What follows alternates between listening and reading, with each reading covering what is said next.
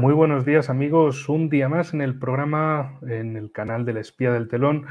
Hoy lo vamos a dedicar con un grandísimo analista desde Brasil, con Rafael Machado. Mucho gusto saludarte y tenerte aquí. Primera vez en el canal, espero que primera de muchas, ya que este tema, Brasil, es desde luego primer país en importancia en el ámbito suramericano. Hemos visto la gran relevancia que tiene en el BRICS, la gran relevancia también política de Bolsonaro en el mundo, y ahora está en juego la cuestión de las elecciones. Ha pasado la primera ronda electoral, ha pasado Lula en cabeza, después Bolsonaro. Vamos a ver qué es lo que nos depara esta situación, y para ilustrarnos, pues vamos a ponernos un mapa de situación para saber de lo que estamos hablando. Hay varios temas aquí. Te dejo que empieces por el que más importante te parezca. Los memes al final, por favor, para que luego primero sea todo lo malo y luego ya desconcentramos, digamos, descongelamos el problema ya con memes, con diversión, Lula satanista y Bolsonaro masón. Eso para el final, para el final. Bueno, buenas noches. Mucho gusto estar con usted y ustedes en este canal.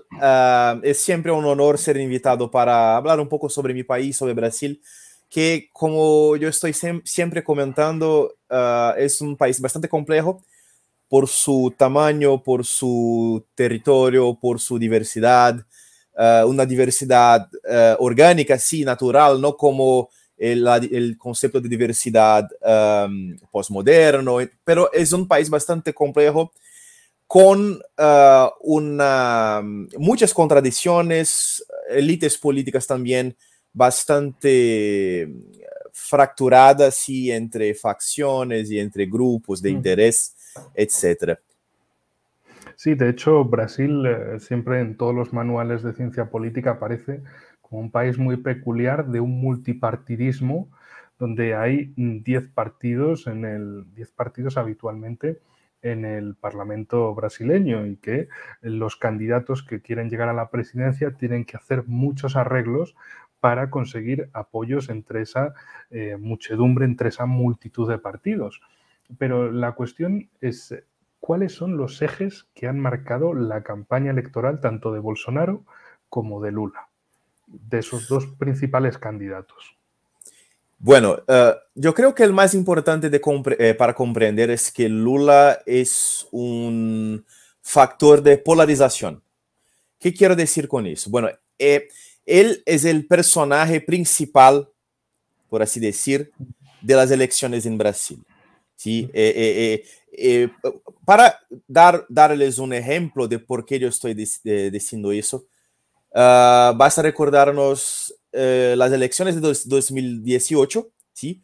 Cuando Lula aún estaba preso, ¿sí? Y entonces su candidato, el candidato de su partido fue Fernando Haddad, que tuvo un resultado, sí, por supuesto que se quedó en la segunda posición, fue a la segunda vuelta, pero con una cantidad de votos bastante baja, ¿sí?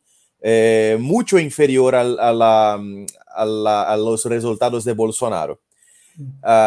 Y también la presencia de Haddad, o más exactamente la ausencia de Lula, permitió que aparecieran otras opciones como terceras y cuartas y quintas opciones en las elecciones. Entonces, por ejemplo, vino con bastante fuerza Ciro Gomes del Partido Democrático Laborista, que posee un histórico más o menos nacionalista, aunque hoy día sea un partido de centro-izquierda.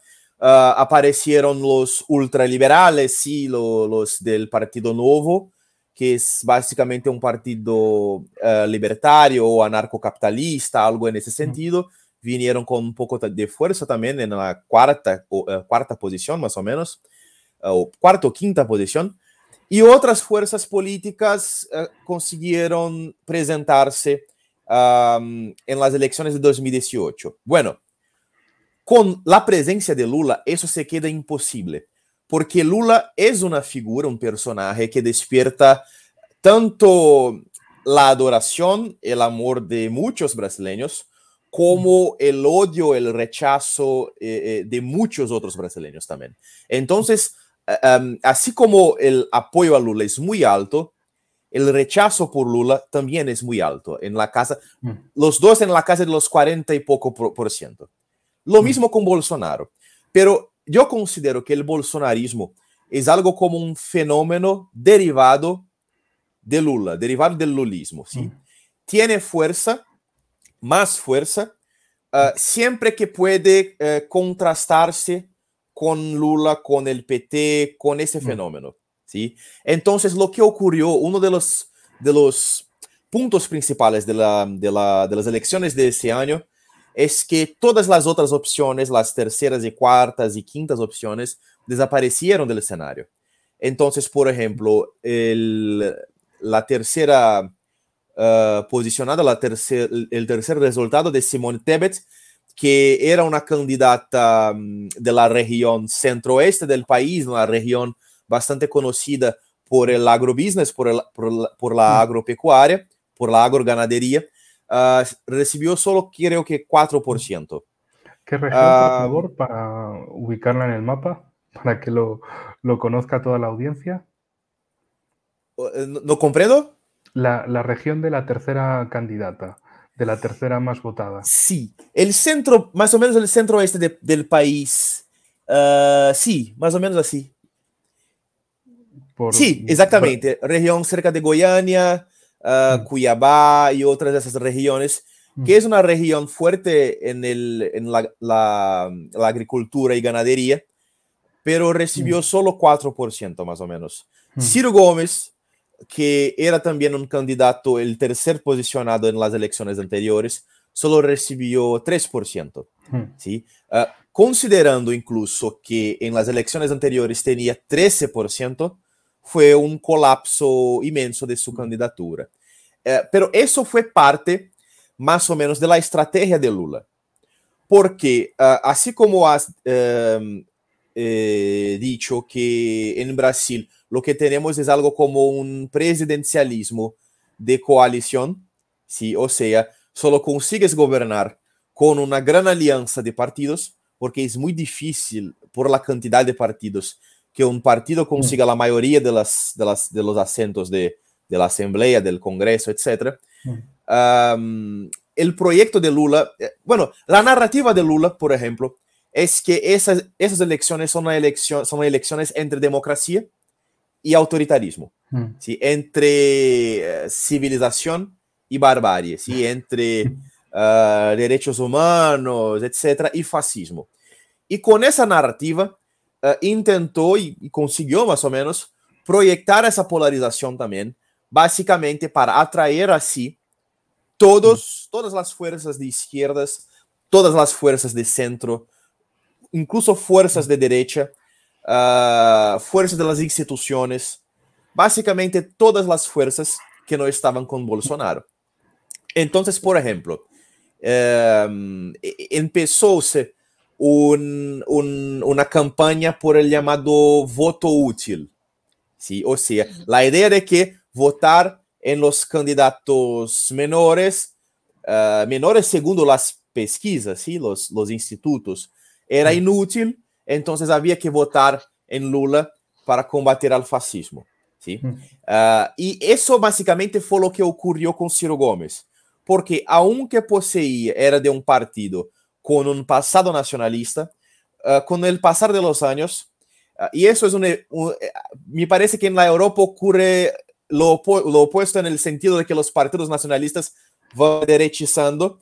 En Latinoamérica, en la América Ibérica, los partidos nacionalistas de los años 50, 60, 70, 80 se van recibiendo, se van izquierdizando. Entonces, el Partido Democrático Laborista recibió muchas personas de izquierdas, de otros partidos, es miembro de la Internacional Socialista, con el Labour Party, Die Linke, etc.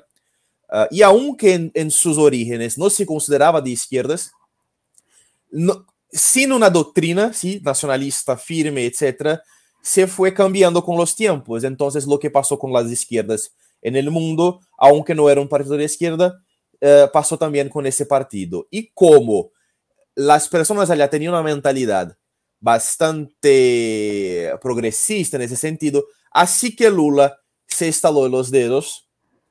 Casi muchos de los militantes, de los políticos, de los prefectos y gobernadores y diputados del Partido Democrático Laborista pararon de hacer, por ejemplo, propaganda para su candidato a la presidencial y empezaron a apoyar Lula o por lo menos se quedar neutral. Entonces, eso es algo que Lula consiguió hacer antes con otros partidos, el Partido Socialismo y Liberdad, el Partido Comunista do Brasil, que ni mismo intentaron lanzar candidaturas, porque básicamente fueron absorbidas por el Partido de los Trabajadores y por Lula. Y básicamente consiguieron colapsar esa tercera opción, el Partido Democrático Laborista, pero como los institutos de pesquisas de las elecciones empezaron a divulgar que Lula iba a vencer en la primera vuelta, ¿sí? En la primera vuelta. Por supuesto, mentira, ¿sí? Por supuesto, grande. Ahora en Brasil hay una gran polémica sobre las pesquisas electorales, ¿sí? Sobre los opinion polls. Sí, en España esto lo conocemos mucho. Se llama La Cocina de Tezanos. Tezanos es el director del Centro de Investigaciones Sociológicas, pesquisas, y siempre le daba una victoria exacerbada a Pedro Sánchez. Era un tipo amigo de Pedro Sánchez, que estaba ahí por Pedro Sánchez. Entonces, la cocina de el concepto de cocina en las estadísticas es todos esos cálculos que se hacen para llegar a conclusiones, tomando en cuenta tendencias pasadas. Entonces, claro, se decía la cocina de Tezanos, se pone a cocinar los datos. Bueno, Pedro Sánchez gana primera con todo, mayoría absoluta. Algo parecido, sí, para que nuestra audiencia también lo entienda. Y sí, aquí más o menos algo fue noticia en España de esas encuestas de más del 50%, Bolsonaro el 30%, Lula más del 50%, y ya con eso, primera vuelta, y ya está todo ganado. Pero al final la realidad es que no fue así. Fue un resultado bastante más apretado, como 47-43, 47 Lula, 43 Bolsonaro, y es decir, una diferencia muy estrecha. Bastante estrecha. Por ejemplo, los principales institutos de investigación de encuestas son IPEC, que pertenece a la Red Globo, ¿sí? Que es la principal corporación mediática de Brasil y de América Ibérica, en verdad, que es radicalmente atlantista, defensora de la OTAN y también bastante contraria a Bolsonaro, ¿sí? Y también Datafolha, que es también del grupo Folha, que es un gran grupo periodista de revistas, etc.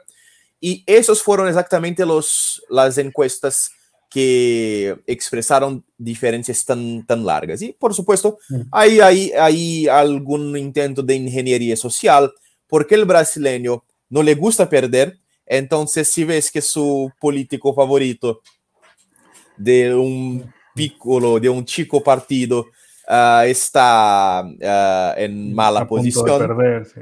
Sí, entonces vas a votar por el grande, por los más fuertes, etc. Pero eso vale para los dos lados. Entonces, cuando las personas empezaron a quedarse con miedo de que Lula iba, de hecho, a ganar en la primera vuelta, ¿sí? Entonces, lo que pasó es que también muchas personas de Ciro Gómez y de otros partidos también pequeños o personas que no iban a votar, decidieron también entonces votar a Bolsonaro, ¿sí? Entonces, así como Lula consiguió votos en esa campaña, porque de hecho hubo básicamente una campaña infoterrorista. Entonces, si por ejemplo los filósofos del Partido de los Trabajadores, los periodistas que eran para ser neutros, ¿sí? Neutrales, revistas, filósofos, personas influentes, youtubers, etc., se empezaron a decir que si no votas a Lula, si votas no solo a Bolsonaro, pero a Ciro Gomes, o si no vas a votar, si votas nulo, etc., se quedas en casa, eres fascista, ¿sí? Estás apoyando el fascismo. No votar a Lula es fascismo. Esa era la narrativa oficialmente repetida por muchas personas de influencia, ¿sí? Entonces, la presión sobre otros candidatos, sobre varias personas, se empezó a quedar muy fuerte. Y eso generó básicamente un efecto contrario, ¿sí? Como se dice en Brasil, es un tiro no pé, ¿sí? Un disparo en el propio pé, ¿sí? Sí, por la culatra, sí. Entonces, muchas personas decidieron apoyar a Bolsonaro, ¿sí? Y aunque también hay posibilidades, pero no estoy acompañando tanto, muchas personas creen que las elecciones no fueron tan seguras, sí, no fueron tan limpias, sí. Pero porque recordemos que en Brasil hay voto electrónico. Es decir, en España es el voto tradicional, papeletas, recuento manual, etcétera, pero en Brasil es voto electrónico. ¿Podrías explicarnos cómo funciona? Es decir, uno va a votar, escribe sus datos en una máquina o cómo se acredita, vota y ya está, y listo. Sí, es básicamente eso. Hay se llena, sí, usted lleva básicamente una identificación, ¿sí? Como elector, etcétera. Preenches sus datos, ¿sí? Con los mesarios y los encargados de coordinar las elecciones. Vas al espacio en que hay un ordenador, ¿sí? Y haces su voto, no recibes un comprobante o otra cosa en ese sentido, y después empieza un contaje electrónico. Sobre ese sistema, el más importante de saber es que los votos son almacenados en 2 supercomputadores que fueron adquiridos por Brasil de los Estados Unidos, y el software pertenece a una empresa llamada Oracle, que pertenece a Larry Ellison, que era un prestador de servicios para la CIA, ¿sí? Entonces, incluso el director de CIA dijo a los brasileños que podrían quedarse tranquilos, que todo iba a pasar bien y que el sistema electrónico brasileño es muy confiable. Bueno, cuando el director de la CIA me dice para confiar en algo, sí, yo hago el exacto opuesto, ¿sí? Entonces, muchas personas creen que hubo tal vez problemas. Si hay algunas personas comentando sobre ciudades o zonas electorales en que hubo más votos a Lula que personas inscritas a votar allá, pero no estoy acompañando exactamente porque en Brasil hoy día es un poco problemático hablar en fraudes porque el sistema de los jueces, la juristocracia, está bastante, ¿cómo puedo decir? Está bastante punitiva con esos temas, ¿sí? Entonces, si grabas un vídeo en YouTube y dice que hubo así, entonces es posible que se caiga su vídeo y otras cosas en ese sentido. Y también incluso es posible que sea considerado como un difusor de fake news.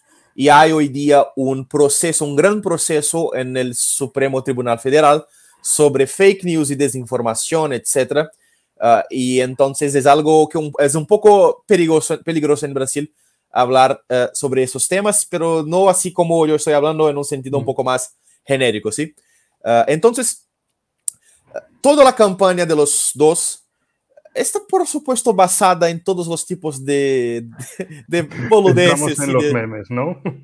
Sí, por ejemplo, no necesariamente memes, pero, por ejemplo, la derecha de Brasil, sí, que los que votan a Bolsonaro, a ellos les gusta comparar Lula con Fidel Castro, con Hugo Chávez, de que Brasil se va a quedar como una Venezuela, así que va a cambiarse en comunista, y los otros que Bolsonaro va a vender todo, que Bolsonaro va a acabar con Brasil, etc. Entonces, las campañas son basadas en narrativas de polarización. Sí, hubo muchos hechos de violencia en las calles, asesinatos, muchos asesinatos en verdad. Esta semana mismo un defensor de Lula asesinó a un amigo que era defensor de Bolsonaro porque se desentendieron. Eso es algo que ocurre en los dos lados. Sí, a veces defensores de Bolsonaro asesinatos asesinan políticos. Sí. Porque, claro, desde fuera lo que se ve Brasil, se piensa, que eso también otro día podemos hablar de etnografía en Brasil, porque, claro, la imagen es de Brasil es Río de Janeiro, Copacabana, favelas, asesinatos, Ciudad de Dios, eso. Pero que el país es mucho más grande que esas simplificaciones que nos llegan, y que en este caso no son, digamos, asesinatos comunes, sino asesinatos inspirados políticamente, que es lo más terrible. En fin, bueno, sobre esa polarización también en España, en las últimas campañas, creo que es parte como de una idiotización del electorado promovida por los políticos, que es una forma de hacer campañas políticas más sencillas. El año pasado, en 2021, por ejemplo, vuestro Lula era, a nuestra pequeña escala en Madrid, Pablo Iglesias, de Podemos. Pablo Iglesias se metió en las elecciones en Madrid y fue el factor que lo polarizó todo. O bien le odiabas mucho o le apoyabas. La cuestión es que desde la derecha liberal del Partido Popular simplemente dijeron, bueno, pues está este tipo aquí, comunismo o libertad. Y esa fue la campaña. Claro, de repente se dio cuenta Pablo Iglesias y toda la izquierda de que estaban perdiendo la campaña, estaban perdiendo el relato mediático, la izquierda perdiendo un relato mediático. ¿Cómo podía ser esto? Y dijeron, bueno, vamos a cambiar la cosa y vamos a decir fascismo o libertad. Como que la derecha liberal es fascismo y tienes que votar libertad. Pero lo hicieron de una manera tan torpe que la gente al final pues votó. Incluso un miembro del Partido Popular dijo, bueno, pues los fascistas al menos sabemos gobernar o algo así, como que hizo la broma de, pues bueno, pues seremos fascistas, pues ya ves, pues es lo que hay. Que ahora es Almeida, el alcalde de la ciudad de Madrid. Pero bueno, la cuestión con eso es esa polarización. No me gusta verla en otros sitios, pero es importante saber que existe, cómo se intenta simplificar las campañas y convertir las campañas electorales en campañas para idiotas. Campañas para es esto o lo otro. O sea, no poner enfoques más profundos ni en política exterior ni en política interior, porque claro, me gustaría saber, y si hablo muy deprisa, dímelo, que es que ya por aquí es muy de noche y ya voy sin parar. La cuestión es dos elementos exteriores que me llamaron mucho la atención. En primer lugar, el tema del posicionamiento sobre la Amazonía, que tú y yo ya lo sabemos, que siempre estamos ahí de, oye, mira, que he visto esto, oye, mira, que he visto esto. ¿Qué opinas? Cuéntame, he visto que este tipo en Brasil, en Colombia, en Perú, ¿qué opinan esto sobre la Amazonía? El entreguismo de la Amazonía. ¿Qué significa la cuenca del Amazonas para Brasil? ¿Qué políticos están detrás de ese proyecto de internacionalización, al fin y al cabo, de secesión de casi la mitad del territorio brasileño para convertirlo en una entelequia al servicio de la ONU, o como el presidente de Colombia ha dicho recientemente, de ponerla bajo mando de la OTAN directamente? Bueno, la Amazonia es posible decir que es uno de los espacios más geoestratégicamente importantes del mundo, en verdad. Sí, es una especie de hinterlandia para el heartland suramericano, sí, que es la región de los Andes, por ejemplo. Es la región con las reservas de agua dulce más grandes del mundo, sí. Hay reservas de casi todos los minerales, de casi todos los recursos naturales. El niobio, por ejemplo, que es importante para la industria aeroespacial. Hay una inmensa biodiversidad, entonces para los sectores farmacéuticos, la industria, para la Big Pharma, por ejemplo, para varios sectores económicos del mundo, la Amazonia es un espacio geoestratégico importante. Es decir, bueno, es un supermercado geopolítico. Sí. Es un centro comercial de aquí hay de todo. Sí, hay de todo. Sí, hay de todo. Básicamente hay de todo.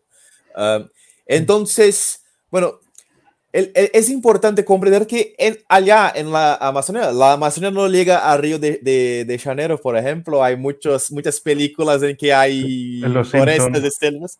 Sí, Simpsons, por ejemplo. Estaban en Copacabana y de repente, uy, la Amazonía. Oh, sí, hemos llegado. Sí. No es exactamente así, pero es una región bastante grande, básicamente casi la mitad del país. No es tan poblada, ¿sí? Es importante recordar que la ocupación portuguesa de Brasil se concentró bastante en las costas y en las regiones litoráneas. La misión, la tarea de expandirse al interior fue un hecho de los llamados bandeirantes, y que fueron algo como que conquistadores y del interior de Brasil. Incluso durante la Unión Ibérica, que consiguieron expandir bastante lo que se entiende por Brasil, consiguieron llegar incluso al Perú, ¿sí? Entonces, Amazonia aún es un gran espacio con una densidad demográfica bastante baja, ¿sí? No es una región bastante poblada. Bueno, es este detalle, a partir de ahí, no quiero dejar escapar, es lo mismo para Colombia y lo mismo para Perú. De hecho, en Perú, por ejemplo, es más de la mitad de la superficie del país y apenas tiene población. Las grandes ciudades se concentran primero en Lima, la capital, y luego en las zonas de la sierra, mientras que la selva queda como esa parte al margen. En el caso de Colombia también es un caso similar, aunque ahí las ciudades importantes se concentran en la sierra, pero hay que tener en cuenta que la parte de la Amazonía es descomunalmente grande y bueno, también esto puede afectar a Ecuador, por otro lado, lo voy centrando en el mapa, ya que también tiene parte de selva amazónica y en menor medida también a Venezuela. Es decir, significaría que si este proyecto se cumple, se destruirían todos los grandes estados suramericanos y se crearía un pegote, un cuerpo extraño en el gran supermercado geopolítico que es la Amazonía. Para que nuestra audiencia lo entienda y lo ubique en el mapa. Sí, perfecto. Entonces, bueno, es una región... Y también un momento de publicidad, Gatuna, saluda, que tiene que saludar en todos los programas. Viene a la mesa, ya está. ¿Has saludado? ¿Has saludado? ¿Has saludado? Venga. Es que lo siento, es que no, sin problema. Adopte un gatiño y adopte tres. Bueno, y es una región en que hay aún muchas tribus indígenas, ¿sí? Para que las personas lo comprendan, los indígenas de Brasil son menos de 1% de la población. Es una población bastante pequeña. La realidad es que muchos brasileños poseen sangre indígena, aunque no sean indígenas, ¿sí? Los indígenas reconocidos como indígenas son mucho pocos. No a causa de algún gran genocidio en el pasado, etcétera, pero la realidad es que cuando los portugueses vinieron a Brasil, casi en las primeras décadas básicamente no han traído mujeres, entonces se desposaron con las hijas de los jefes indígenas, con las mujeres de la región, etc. Y eso fue algo que se continuó por bastante tiempo. Los indígenas también, y después las olas de inmigración y de colonización portuguesa se fueron creciendo, sí, entonces los indígenas se fueron siendo absorbidos en la sociedad. Hubo muchos casos en Brasil de hombres blancos que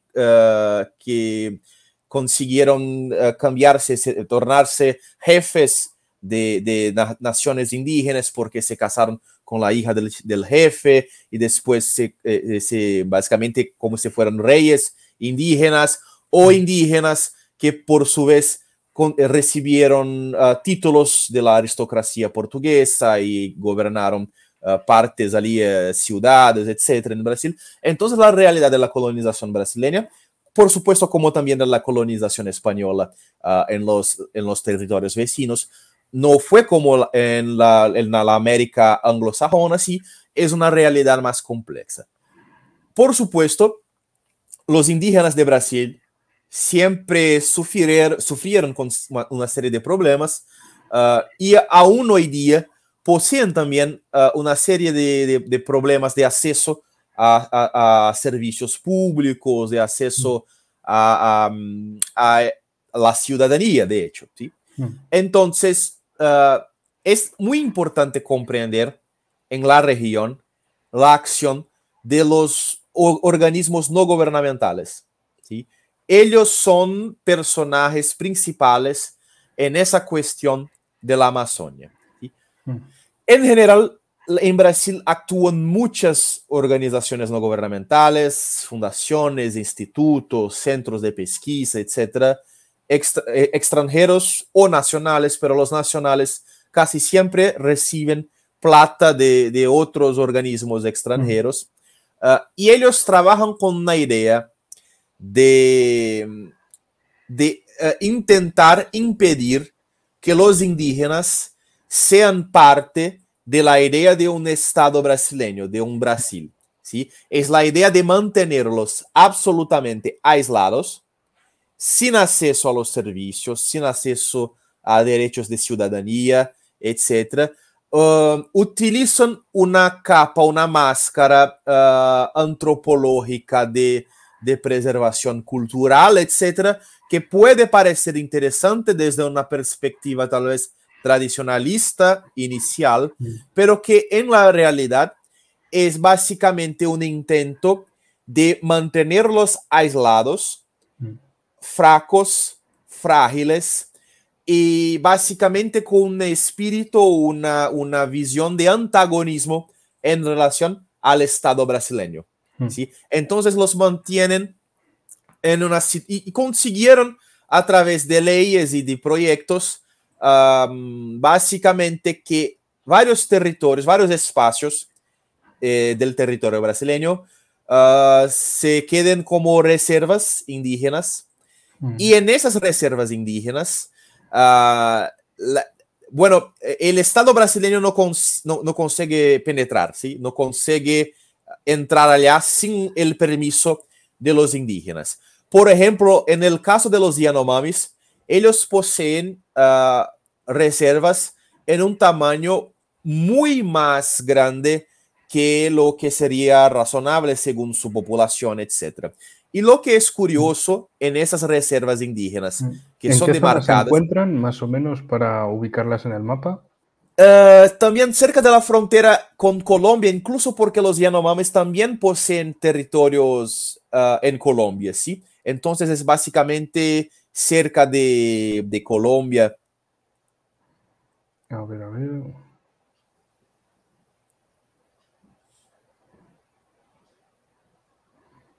Sí, por aquí aproximadamente. Sí. Entonces, lo curioso es que en esas reservas indígenas, de todas las etnias, etc., casi todas ellas están exactamente en regiones ricas en minerales, ¿sí? Entonces, el Estado no consigue explorar esos minerales porque no tiene permiso de hacerlo. Pero los jefes indígenas hoy día, a través de parcerías o de otros tipos de combinaciones, exploran esos minerales para exportación, sin pasar por la fiscalización del Estado brasileño. Hay un verdadero tráfico, un verdadero contrabando de minerales, oro, plata y otros tipos de minerales que salen de esas reservas indígenas directo para grandes corporaciones internacionales, ¿sí? Lo mismo pasa con madera, con vegetales y con otras cosas interesantes de la Amazonia, ¿sí? Entonces es una especie de saqueo. Sí, es un saqueo que instrumentaliza, que utiliza a los indígenas como herramientas para garantizar que el Estado brasileño no podrá intervenir en eso saqueo. Y con eso utilizan todos los esquemas del humanitarismo, de las ideas de los derechos humanos. Por ejemplo, recién hubo una situación en que un ciudadano brasileño y un inglés murieron en la Amazonia. Creo que fueron 3 meses atrás, ¿sí?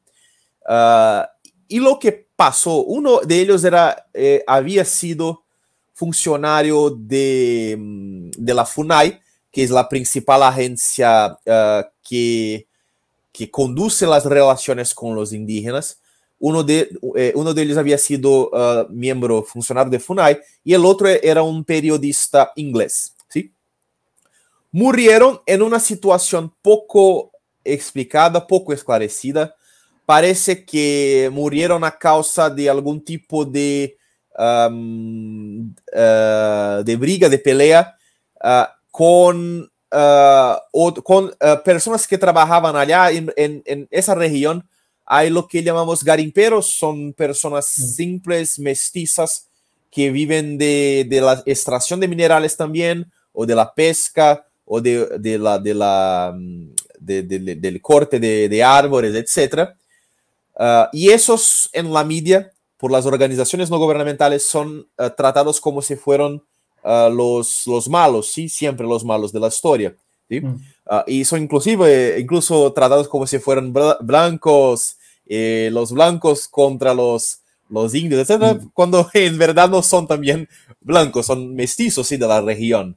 Muchos de ellos, casi todos de sangre indígena, ¿sí? Descendientes de los indígenas, etc.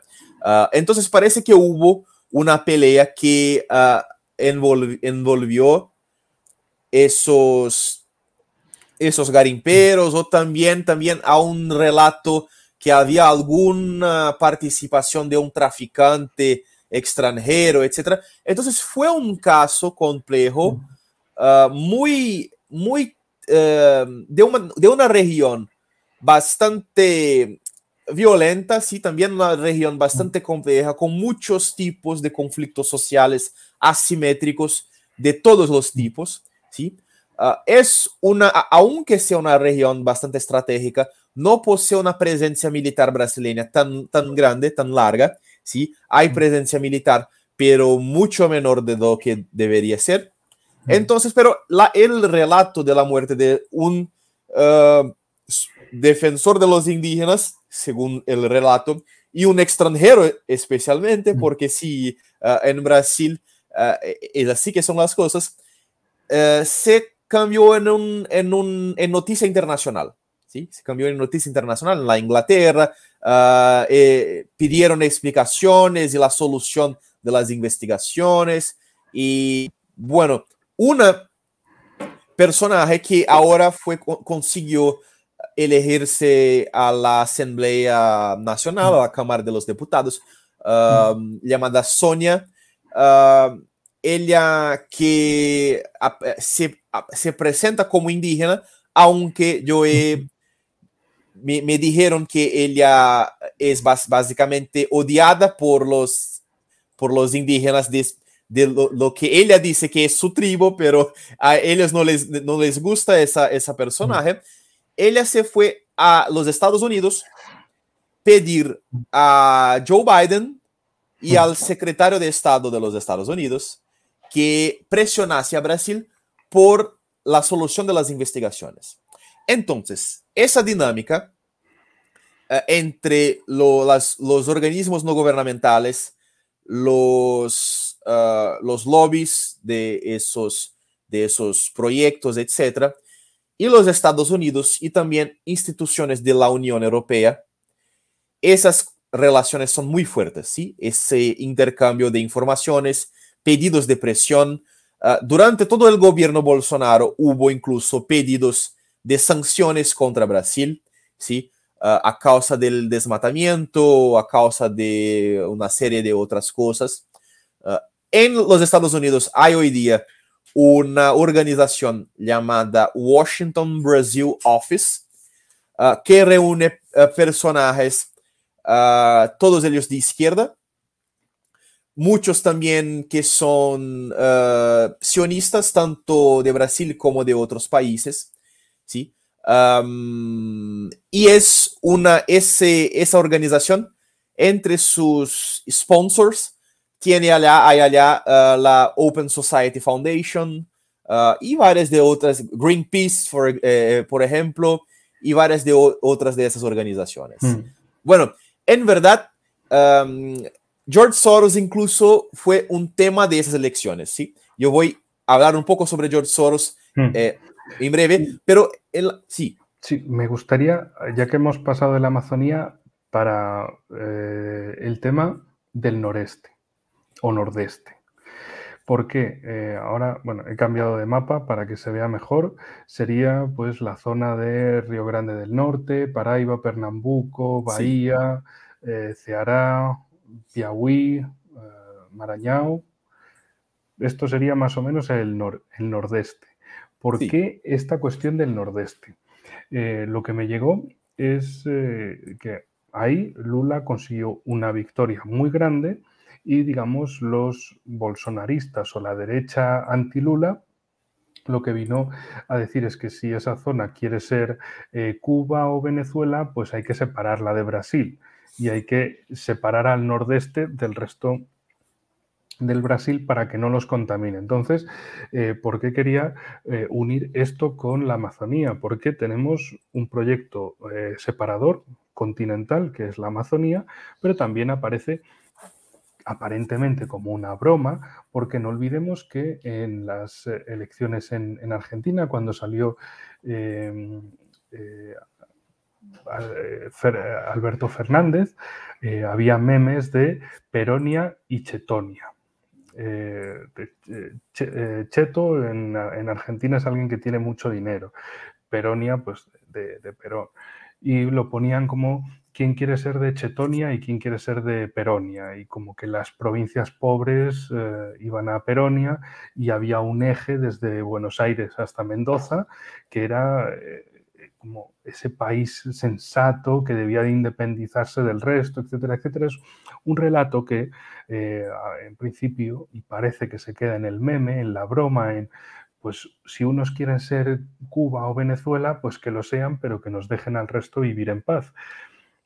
Que parece que suena una broma, pero claro, si la situación se mantiene, se prosigue y todo eso, al final, tarde o temprano, es llamar a la división del país, lo cual es muy peligroso.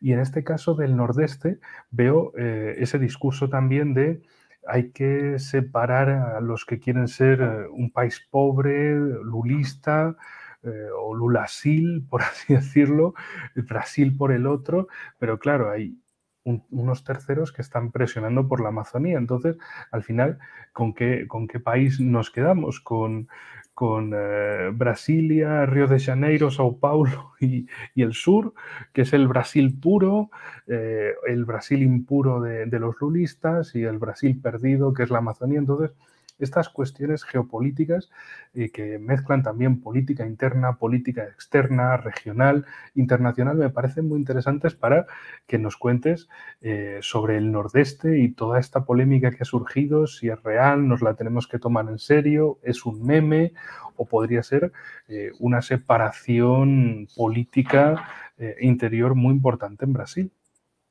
Bueno, sí, apenas para finalizar el de Amazonia, lo que pasa, infelizmente, es que hay una presión creciente para algo, es lo que llaman internacionalización de Amazonia. O sea, para que haya la presencia permanente, tal vez de fuerzas de paz. Nuestros camaradas que son geopolitólogos hablan ya en la posibilidad futura de, así como hoy día hay intervenciones humanitarias, sí, intervenciones militares humanitarias, que hayan intervenciones militares ecológicas, ¿sí?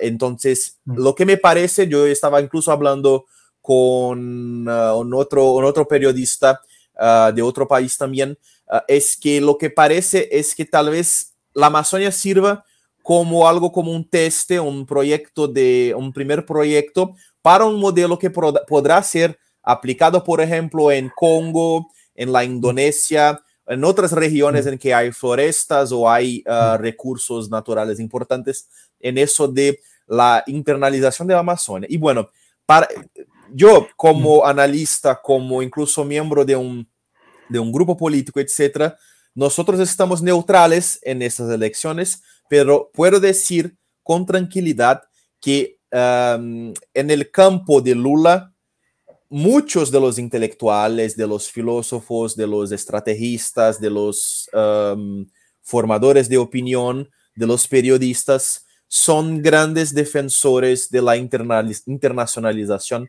de Amazonia, ¿sí?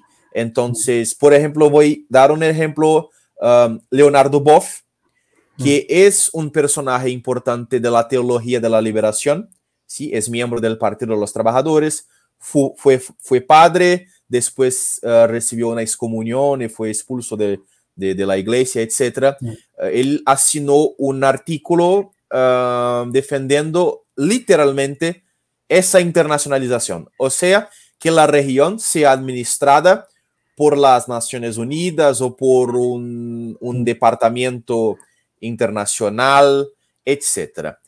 Y eso también viene con la idea de Estado plurinacional, que fue implantado en Bolivia por influencia de George Soros, aunque yo comprendo ciertos argumentos, ¿sí? Pero es diferente de la idea de un Estado multiétnico, ¿sí? O como por ejemplo Rusia o otros grandes imperios, grandes estados que poseen su diversidad étnica, etc. La idea allá es de implantar la idea de que en Brasil o otros estados, como se derrotó en Chile, por ejemplo, hace pocas semanas, la idea de que de que hay varias naciones, no varias etnias, pero varias naciones autónomas con derechos de autodeterminación en separado del Estado brasileño, ¿sí? Pueden estar hoy en Brasil, pero tal vez en el futuro pueden no estar, ¿sí? Se cambian de idea, y hacen otro tipo de camino, etc. Entonces, eso es algo que se intenta construir empezando por los indígenas, pero como estábamos hablando ahora del Nordeste, esa idea también puede ser aplicada y se pretende aplicarla a otros grupos, otras regiones, otros espacios, etc. La idea del Estado plurinacional en Brasil, por ejemplo, yo asistí a una conferencia sobre ese tema que participaron dos filósofos brasileños de izquierdas. Una era Marilena Chauí, que es una de las más grandes de reputación, ¿sí? Filósofas brasileñas del momento actual, de la actualidad, que fue una de las fundadoras del Partido de los Trabajadores, y el otro, Vladimir Safatli, que es filósofo del Partido Socialismo y Libertad. Estaban allá defendiendo la superación del Estado brasileño por la idea de un Estado plurinacional, porque el Estado brasileño es colonialista, genocida, racista, etcétera, etcétera, etcétera. Bueno. Pero una pregunta así un poco con malicia. ¿Piden lo mismo para Estados Unidos? No, no me parece. No me recuerdo de verlo. Cosas. Yo siempre digo, vale. Si yo fuera suramericano diría, vale, internacionalizamos el Amazonas, pero vosotros internacionalizad primero el Mississippi. Sí. Y vemos qué tal funciona. Y si todo bien, pues adelante con el Amazonas. Sí, Pero eso exactamente. no va a ser así. No. Y todos lo sabéis. Lo que nos parece en la cuestión de las... Bueno, hay los estereotipos, los mitos, básicamente de que hay dos Brasiles. ¿Sí? Un Brasil rojo, que es básicamente el nordeste, noreste, y un Brasil azul, que es básicamente São Paulo y sur de Brasil, más o menos, ¿sí? Los estados exactamente se cambian un poco. ¿Sí? Entonces hay la idea, y depende de la perspectiva también. Si eres de izquierdas, vas a decir que los de Santa Catarina, Río Grande del Sur, Paraná, São Paulo, etcétera, son todos nazifascistas, racistas, genocidas, etcétera, etcétera. Bueno, es muy común, por ejemplo, que se dice que digan que Santa Catarina, que es un pequeño estado de bastante grande población alemana, entonces dicen, no, es básicamente el Cuarto Reich, ¿sí? En Brasil, ¿sí? Y dicen que no, el nordeste salvó el Brasil, el nordeste es la salvación de Brasil, porque son los únicos que saben votar, etc. Y desde la otra perspectiva, de una perspectiva de derechas, van a decir que solo los que trabajan en Brasil son los del sur, los del sureste, que los de noreste son desocupados, son perezosos, no trabajan, quieren el comunismo, quieren vivir en la pobreza, etc. Son estereotipos y son todos ellos estereotipos absolutamente falsos. Pero hay varios elementos, varios factores que me parece, que me deja con la impresión que esa polarización regional no es un acaso, ¿sí? Que no es un accidente. Por ejemplo, en esas elecciones, la apuración, el contaje de votos en el nordeste de Brasil se demoró mucho más que en las otras regiones. Porque paréceme que el efecto psicológico era exactamente para generar una inversión de los resultados iniciales, para que las personas que apoyaran a Bolsonaro, que estaban, sí, en su mayoría en el sur de Brasil, en São Paulo, en Río de Janeiro, etcétera, se quedasen con rabia, así, con odio de los nordestinos. ¿Por qué? Para que ellos pudieran dar testimonio de eso en la internet, etcétera, y también expresar su odio por los del sur, por los de otras regiones de Brasil, ¿sí? Incluso hicieron una charge, un dibujo en un gran periódico, un periódico de inmensa circulación, que utilizaba el símbolo del yin yang, ¿sí? Del taoísmo, para decir como si fueran dos Brasiles, ¿sí? Y es interesante que pusieron el blanco, ¿sí? del Tao en el nordeste, sí, como si fuera la región tal vez pura o positiva, etc.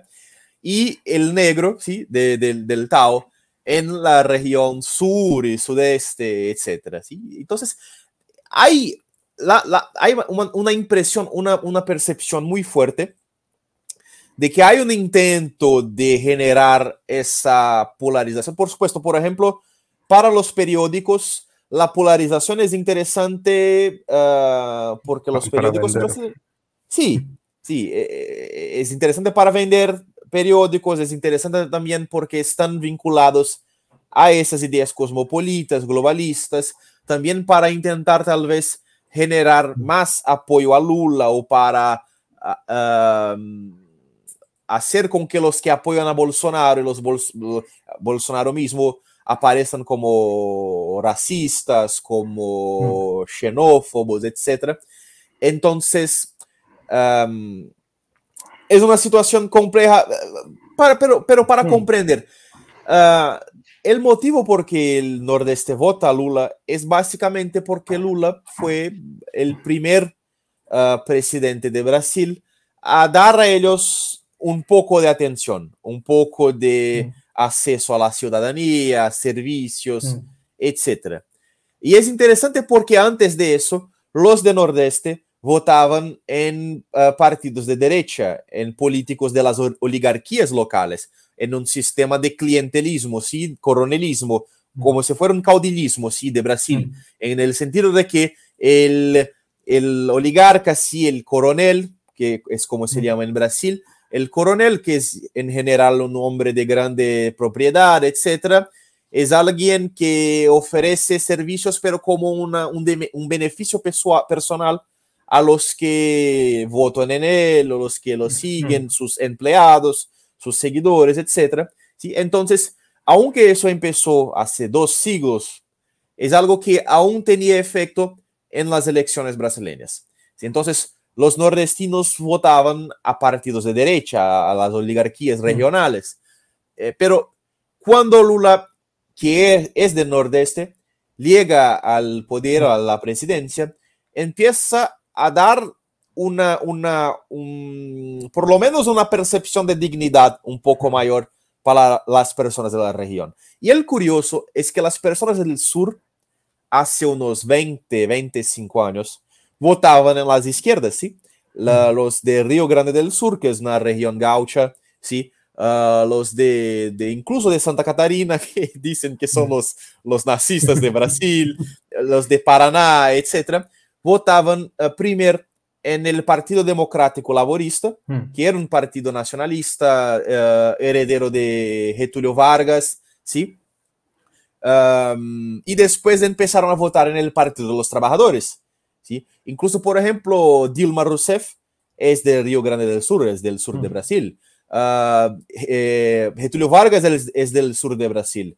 Leonel Brizola era del sur de Brasil. João Goulart era del sur de Brasil. Entonces, hubo personajes interesantes del sur de Brasil que eran nacionalistas de izquierdas o de izquierdas mismo, progresistas o socialistas, etc.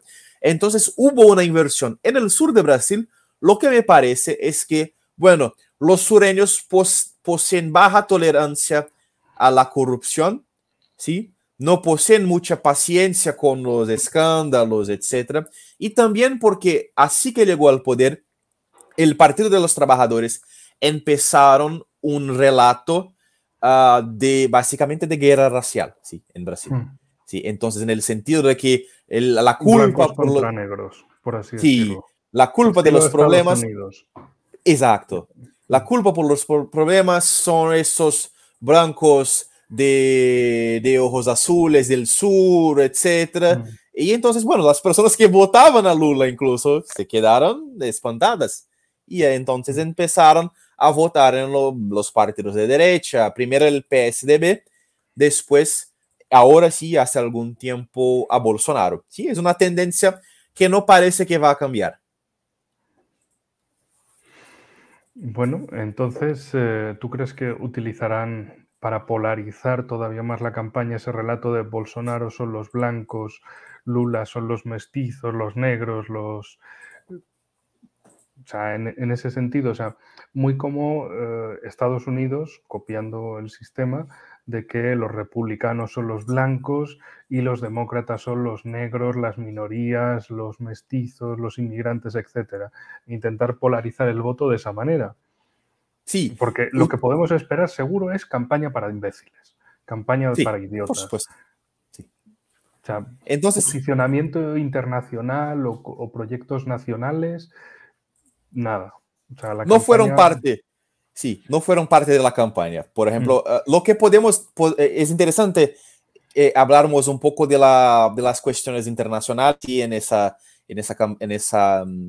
elecciones, pero en los debates no hubo el tema internacional. El tema básicamente fueron las polémicas inútiles, la cuestión de la pandemia, porque Bolsonaro era un poco más cético en la cuestión sanitaria, etcétera. Entonces eso fue un tema bastante central en los periódicos, en los debates, etcétera.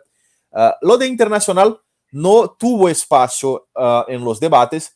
Lo que podemos saber, y eso es mi perspectiva, es que, por supuesto, en los primeros años de su gobierno, Bolsonaro defendía un alineamiento automático con Estados Unidos e Israel, ¿sí?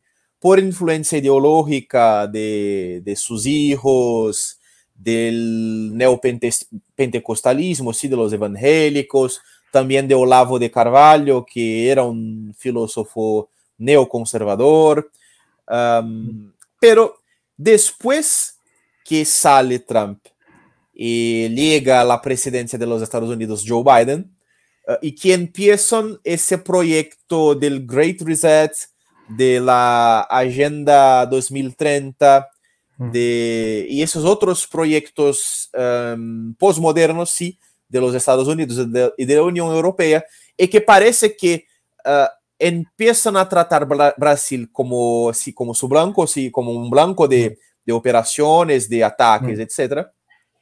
Incluso es importante recordar, y eso es algo que el gobierno tiene en consideración, que hubo un intento ya hubo hace un tiempo un intento de sancionar a Brasil a causa de la Amazonia, y Rusia y China utilizaron su poder de veto. Eso hace, creo que más de un año, ¿sí? Utilizaron el poder de veto para impedir que hubieran sanciones contra Brasil a causa de la Amazonia.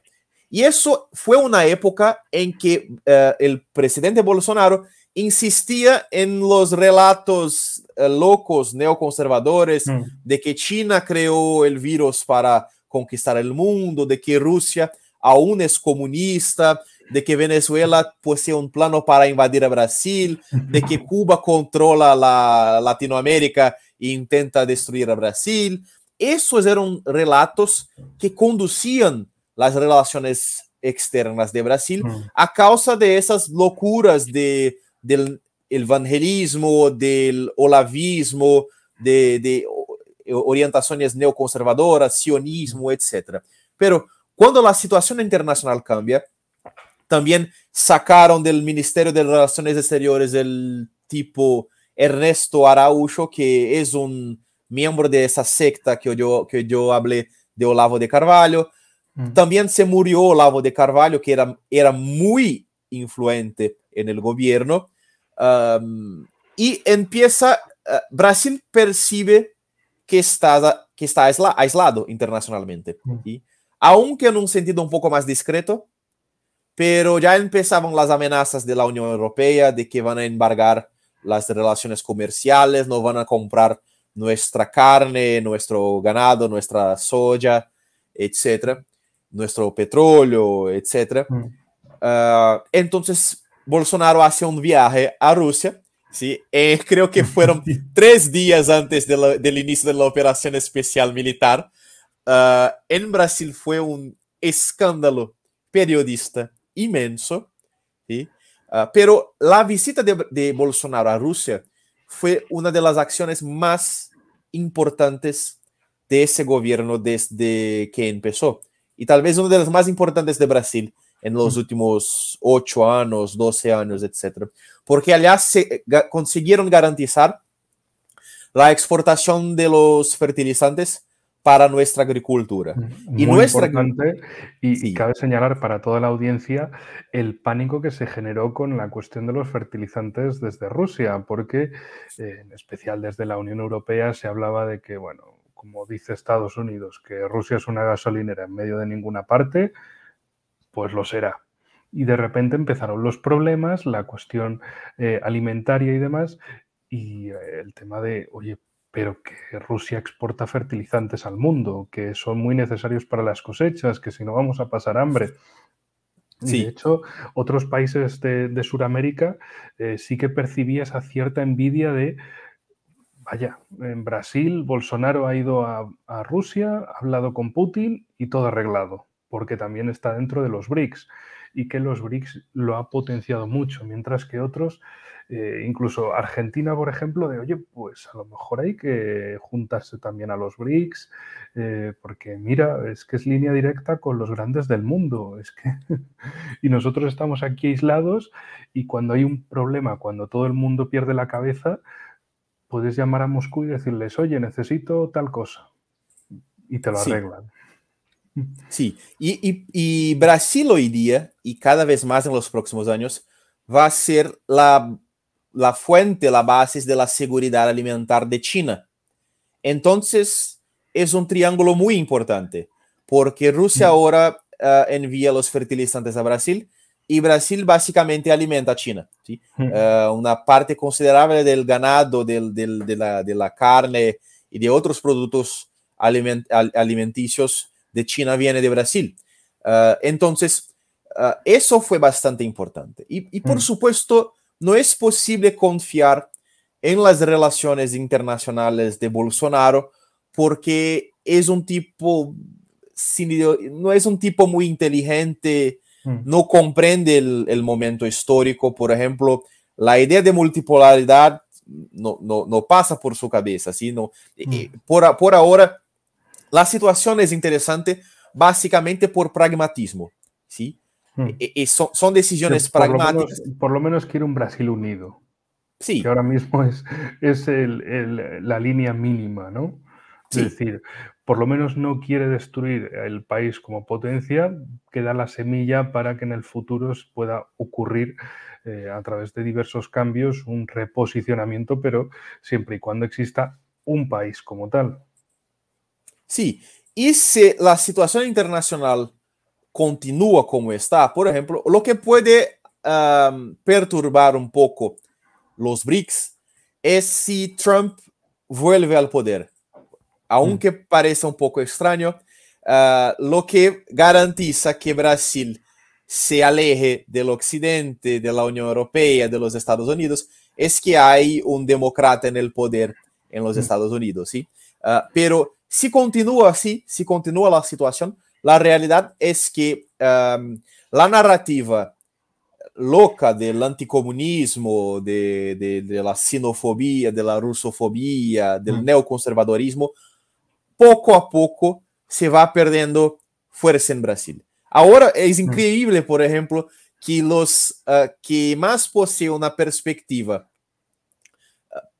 positiva sobre Rusia en la operación especial militar, por supuesto, son también los comunistas antiguos y los viejos comunistas, los comunistas más ortodoxos, pero también los bolsonaristas y los conservadores de la línea bolsonarista, de que hay ese problema del progresismo, de la degeneración, de la decadencia, y ahora se están empezando a percibir que eso viene del occidente y no de Rusia, como antiguamente se pensaban, y entonces apoyan a Rusia, ¿sí? Apoyan las relaciones con Rusia, las relaciones incluso con China, y me parece que hace poco tiempo, bueno, hoy, exactamente hoy, Brasil votó en las Naciones Unidas a favor de China en la cuestión del Xinjiang, por ejemplo.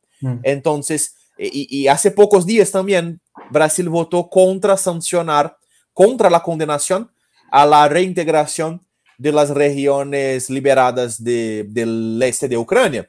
¿Sí? Entonces, son posiciones muy interesantes del gobierno Bolsonaro. Ahora, con Lula, no es que Lula va a abandonar el BRICS o que Lula va a cambiarse en un enemigo de Rusia y China, eso no va a pasar. La realidad es que básicamente casi todos los candidatos presidenciales de estas elecciones eran más o menos favorables a BRICS, a las relaciones, etc. Pero si por pragmatismo es posible empujar a Bolsonaro para el multipolarismo, Lula posee una línea que es clásicamente multilateralista, no multipolarista. O sea, defiende las relaciones positivas con todos defiende intentar reaproximar a Rusia del occidente, ¿sí?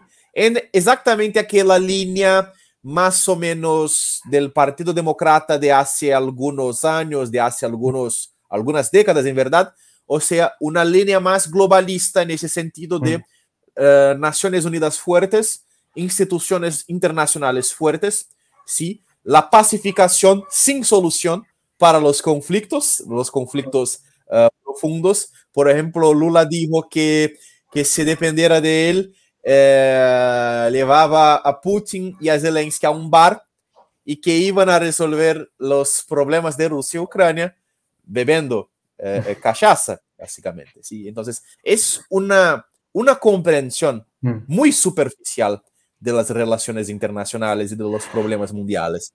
Pero hay esa idea de que lo que Brasil quiere, con Celso Amorim, que fue el ministro de Relaciones Exteriores de Lula, con Lula, etcétera, de que el proyecto internacional de Brasil es crecer dentro del sistema mundialista, no construir un sistema alternativo. En cuanto Bolsonaro, por las circunstancias, por pragmatismo, tal vez decida por la construcción de un otro mundo, de un mundo alternativo, ¿sí? Entonces, es una diferencia importante. Por supuesto, todos van a apoyar BRICS, pero son apoyos diferentes, ¿sí? Es más fácil que Bolsonaro apoye una moneda de BRICS que Lula, porque tal vez Lula considere que es una ruptura excesiva con Estados Unidos, con el dólar, etcétera. Pues llevamos 1 hora y 11 minutos de programa. Te agradezco mucho todo este tiempo por estar aquí, por ir tratando cada tema. Creo que podemos dejarlo aquí ahora ya, porque todavía se viene la segunda vuelta. ¿En qué fecha es exactamente? Bueno, son 3 semanas más o menos. O sea, finales de octubre. Sí. Vale. Pues después de finales de octubre, después de esto, os convoco a todos, a toda la audiencia, a ti también, Rafael, si gustas de volver a tratar la situación como esté, Por de aquí supuesto. a 3-4 semanas, una vez estén los resultados. Y bueno, de momento las hipótesis, las tendencias, tenemos el pasado y el presente.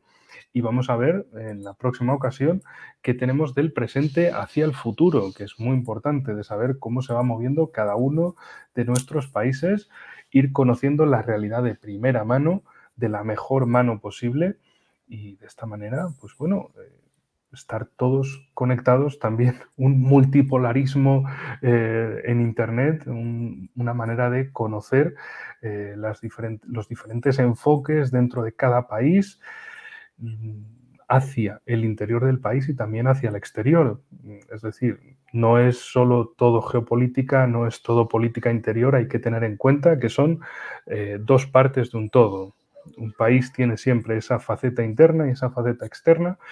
Hay que conocer cada una de ellas y bueno, hasta aquí solo te puedo dar mi agradecimiento de aguantar un programa así de largo, aunque bueno, espero que la próxima, digamos, el partido de vuelta tras la segunda ronda electoral, bueno, vamos a ver qué es lo que sucede. Eso sí, habíamos dicho que los memes para el final.